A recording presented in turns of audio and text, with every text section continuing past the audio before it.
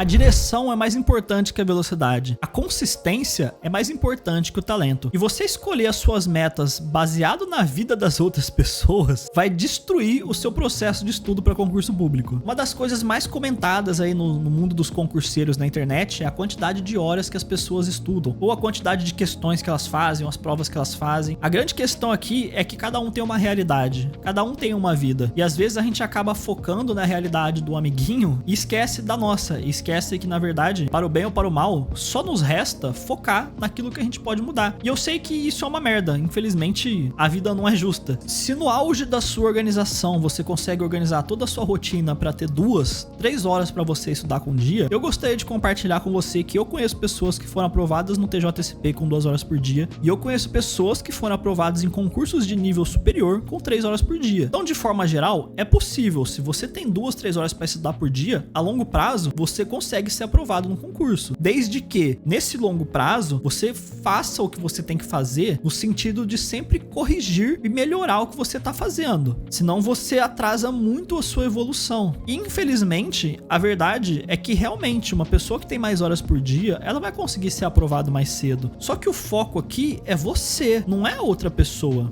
Eu sei que é muito ruim a gente se visualizar em um mundo em que tem pessoas que têm mais ferramentas que a gente, pessoas que têm mais tempo que a gente, pessoas que têm mais oportunidades que a gente. Só que para o bem ou para o mal, você ficar focando nisso e você ficar pensando nisso não vai mudar em nada o que você tem que fazer e o que você tem disponível para fazer. Psicologicamente falando, é danoso pra gente ficar focando nesse tipo de coisa e ficar nos comparando o tempo todo com as outras pessoas. E tem pessoas que compartilham algumas coisas na internet, tipo... eu estudei 12 horas hoje, eu estudei 8 horas líquidas. Cara, isso não faz parte da realidade de 90% das pessoas. Acho que até mais, 95% das pessoas. Quem que estuda 8 horas líquidas hoje no dia? Deve existir alguém que faz isso, mas isso é o tipo de coisa que nem se considera. Você nem considera isso pra estudar. Tem pessoas que foram aprovadas, várias pessoas foram aprovadas em cargos jurídicos trabalhando. Gente que passa pra delegado e tinha outro emprego. Então assim, isso é uma possibilidade. Só que com certeza é mais difícil do que alguém que não trabalha. Mais difícil do que alguém que não tem responsabilidade, que não tem uma família pra cuidar, uma casa pra manter. Mas é possível. Então, na minha visão, o importante é a gente focar sempre no que a gente pode fazer. O que tá ao nosso alcance hoje. E é focando nisso que você tem que definir as suas metas. O ideal é que você consiga organizar a sua semana, você consiga visualizar quais são os possíveis blocos de estudo que existem durante a sua semana e no final de semana também. Assim, você consegue colocar suas metas. Por exemplo, hoje você pode analisar e falar assim, cara, por dia eu tenho em torno de 4 a 5 horas livres, tirando o trabalho e alimentação, o transporte, essas coisas. Só que dessas 5 horas, eu não consigo estudar 5 horas, porque, por exemplo, eu quero treinar. 3 vezes por semana eu quero treinar, e aí tem o tempo pra ir e pra voltar da academia ou de qualquer esporte que você faça. Então restam X horas, e aí você pensa, pô, resta, sei lá, 3 horas. Só que hoje, eu tô começando a estudar agora, eu não consigo estudar 3 horas, então faz assim, a minha meta inicial vai ser estudar 2 horas por dia por 3, 4 semanas. E aí eu percebendo que eu consegui manter isso, eu vou tentar colocar 2 horas e meia, vou tentar 2 horas e 40, entendeu? É uma meta sendo colocada de acordo com a sua realidade, e não de acordo com os absurdos que a gente vê na internet de pessoas falando que estudaram 8 horas líquidas. E eu não tô falando que a pessoa não estudou, que ela tá mentindo, mas a questão aqui é que é uma coisa completamente longe da realidade de quase todo mundo, então não tem por que você ficar pensando nisso, não vai te fazer bem nenhum, pelo contrário, só vai te fazer mal. Colocando essa meta, que é uma meta que faz sentido pra sua realidade, pra sua vida, você consegue ter a sua evolução, porque a gente começa com o que é possível, e a gente vai aumentando isso e vai expandindo o que é possível pra gente. A gente tem que aguentar um pouco essa fase de que a gente não é muito bom, que a gente não tem muita consistência, que a gente não consegue se concentrar por muito tempo, e com o tempo, não só a gente consegue às vezes estudar por mais tempo, mas a gente consegue também aproveitar melhor nosso tempo de estudo. Quando eu comecei a estudar, 1 hora de estudo pra mim era horroroso, e às vezes eu acabava tendo que estudar mais de 1 hora uma matéria, porque muito daquele tempo era desperdiçado com uma concentração muito baixa. Hoje eu consigo, às vezes num estudo que eu faria numa 1h20, fazer em 50 minutos, o mesmo estudo. Mas por quê? Porque eu treinei o meu nível de concentração para ele ficar mais alto, eu não preciso ficar lendo várias vezes a mesma coisa, eu já tô no ritmo. E isso é uma das coisas mais legais que a gente tem que buscar estudando para concurso público. Se hoje a sua realidade te dá essas horas, poucas horas por dia, tenta colocar 2 horinhas por dia, todo dia. Vão passar algumas semanas, você pensa em aumentar, você vê qual que é a sua possibilidade. E o que é legal também? Se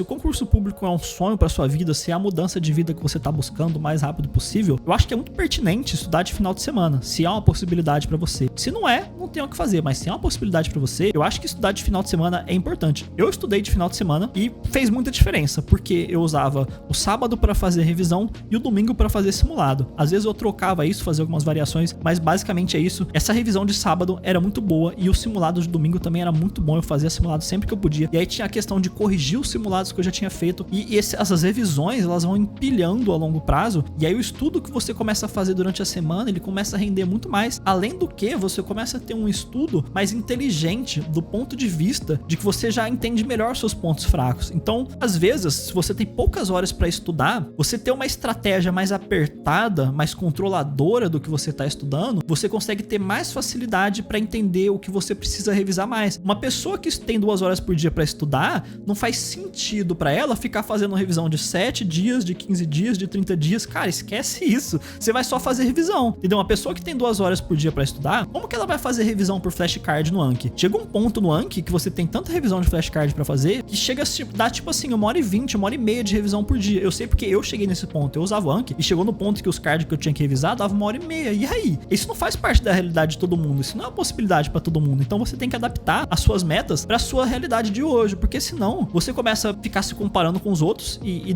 negativando a sua autopercepção do seu estudo e de você mesmo, e você começa a se afastar cada vez mais do que é realmente possível para você. Então, primeira coisa, faz uma análise realista da sua vida hoje, das horas que você tem disponível e coloca uma meta baseada na sua realidade, e não no que as pessoas estão falando. Uma vez que você consiga manter a consistência dentro da sua realidade, aí você tenta expandir a sua meta e também dentro da sua possibilidade, você começa a rearranjar a organização da sua semana, dos seus compromissos, para ver se você consegue aumentar esse horário. Essa é uma abordagem saudável aos estudos, que não é o que a maioria das pessoas falam por aí na internet. Só que, infelizmente, essa também é a abordagem realista. A vida real é difícil. As pessoas têm responsabilidades, as pessoas têm dificuldades psicológicas às vezes, as pessoas têm dificuldade de locomoção, elas têm dificuldades no trabalho dela. Tem muitas coisas que acontecem na vida além dos estudos, e a gente não pode ignorar isso na hora de colocar essas metas, porque quando você coloca uma meta que você nunca consegue cumprir, você entra num ritmo que você tá o tempo todo falhando, entre muitas aspas, porque você não tá falhando de verdade,